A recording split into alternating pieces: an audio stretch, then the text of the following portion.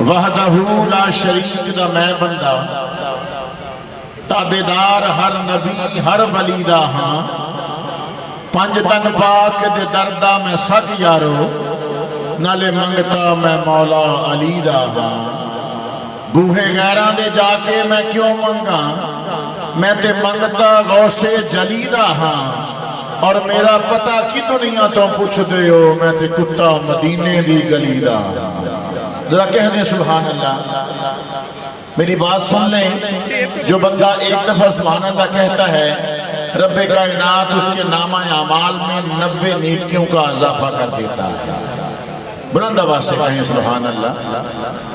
90 نیکیوں کا اضافہ ہو جاتا ہے، 90 درجات بلند ہو جاتے ہیں، 90 گناہ ختم ہو جاتے ہیں، اور اللہ رب العزت اپنے نام پہ خوش ہو کے دینے لگے تو کائنات بھی عطا کر سکتا ہے۔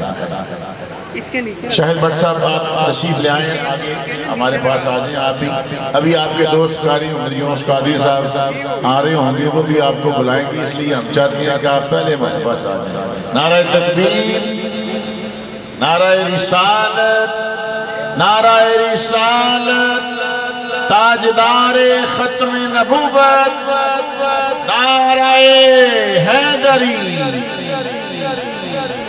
حضرات محتشم، جناب ہمارے اس محفل کے بانی سرپرست جناب چودھری محمد الیاس صاحب آپ تشریف لا رہے ہیں، ہم آپ کے نہایت مشکور ہیں۔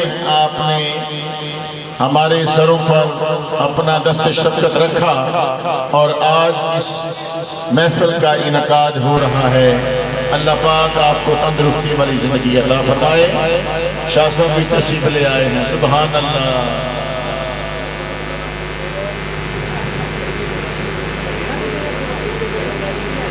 سبحان اللہ۔ سید علی نواز شاہ صاحب آپ بھی تشریف لا چکے ہیں۔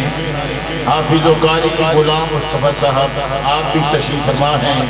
حافظ محمد حسین قادری صاحب آپ بھی تشریف لا چکے ہیں، اور اس محفل کے جو بانی نہیں کہوں گا میں، کہ محفل کا خادم کہوں گا، میاں محمد بلال صاحب اور جناب ہارون سلیم صاحب کو۔ یہ محفل کے، ہم خود بھی اس محفل کے خادم ہیں۔ جو حضور کی محفل ہوتی ہے، ان خدام میں نام آ جائے تو بڑی بات ہے۔